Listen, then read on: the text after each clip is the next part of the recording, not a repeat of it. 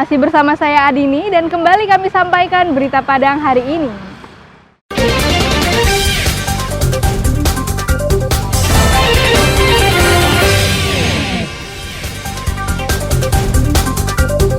Lahan pertanian di lereng Gunung Merapi terdampak erupsi. Jembatan Suraubelo rusak akibat hujan deras.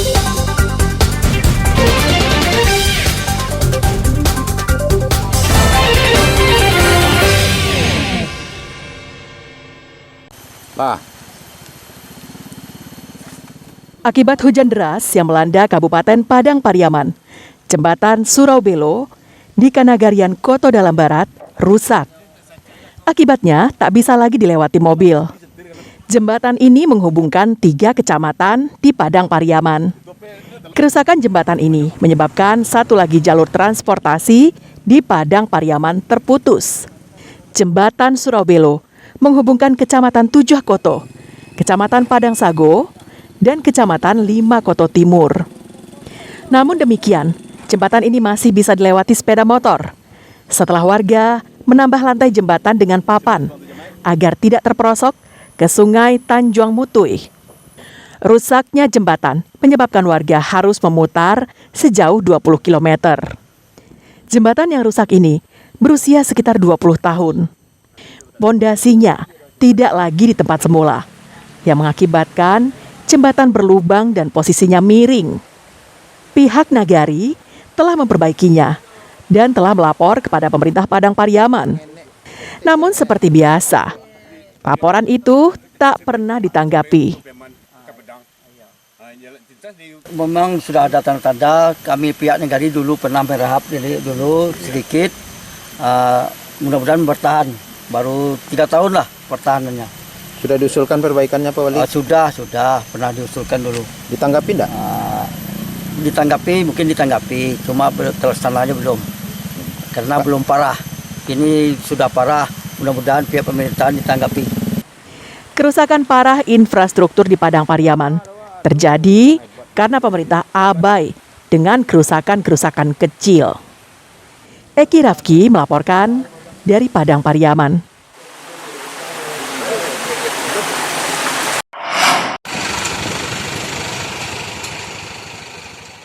Kasus pungli dan upeti senilai 5 miliar rupiah yang diduga dilakukan Kepala Badan Pendapatan Daerah atau Bapenda Sumbar terhadap UPTD Samsat di Padang semakin terang benderang.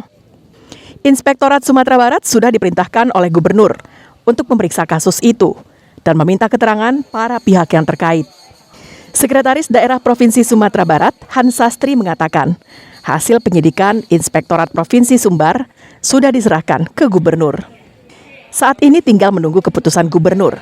Apakah pejabat tersebut akan dicopot atau dipertahankan? Itu kan sekarang sedang berproses. Jadi akan segera ada hasil dari pemeriksaan. Kita tidak bisa terburu-buru karena nanti kita ingin yang hasil yang objektif, yang akurat. Kabarnya sekarang sudah dicopot, Pak? Nanti akan kita informasikan kepada masyarakat. Sementara itu, dosen ilmu hukum Universitas Andalas, Suharizal mengatakan, mestinya penegak hukum, khususnya Kejaksaan Tinggi Sumatera Barat dan Subdit Tindak Pidana Korupsi di Polda Sumbar, menyelidiki kasus ini karena merupakan perbuatan melawan hukum. Apalagi ini terkonfirmasi pejabat-pejabat yang disebut di banyak media 3 minggu terakhir itu tidak memberikan klarifikasi. Artinya adalah secara alamiah dia sesungguhnya sudah mengakui bahwa memang itu sudah terjadi. Sekali lagi ini adalah kejahatan yang sistematik. Ini bukanlah penyalahgunaan kewenangan lagi, tapi ini sudah merupakan perbuatan melawan hukum.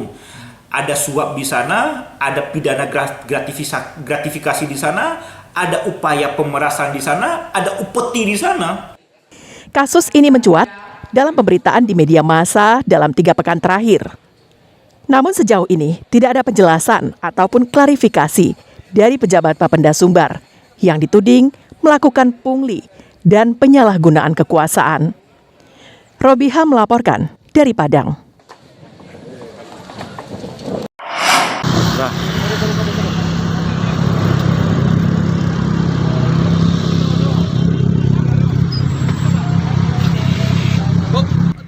Usai mendapatkan identitas dan mengetahui keberadaan pelaku, polisi dari Satreskrim Polresta Padang menangkap pelaku di daerah Air Tawar, Kota Padang pada Sabtu malam pekan lalu.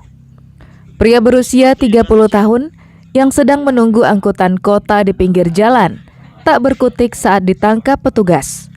Tersangka telah menjadi buronan atas laporan korbannya, mahasiswa di salah satu perguruan tinggi negeri di daerah Sungai Bange. Hasil penyelidikan polisi, tersangka dan rekannya mencuri sepeda motor korban. Saat ini, rekan Ade masih buron dan polisi telah mengantongi identitasnya. Usai ditangkap, petugas mengembangkan kasusnya dengan mencari barang bukti yang telah dijual tersangka kepada seorang penadah dengan harga Rp1.000.000. Dari keterangan polisi, tersangka merupakan komplotan pencuri yang menyasar sepeda motor di kawasan kampus. Pelaku nekat mencuri untuk kebutuhan biaya anaknya yang baru lahir. Untuk malam ini kita kembali berhasil mengamankan tersangka curanmor yang TKP-nya di daerah perkampusan daerah Sungai Bange, wilayah Kota Tangah. Untuk tersangka berhasil kita amankan tadi malam setelah kita ketahui beradanya di daerah Air Tawar. Kita pelajari untuk tersangka memang udah lama kita DPO. Mereka melakukan berdua dengan menggunakan kunci Legarte.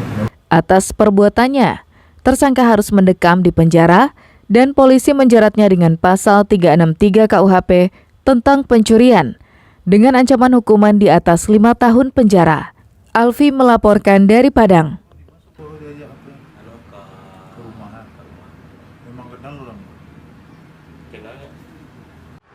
Pemirsa, demikianlah perjumpaan kita dalam Berita Padang hari ini. Saya Adini dan tim redaksi yang bertugas pamit undur diri. Selamat beraktivitas dan sampai jumpa.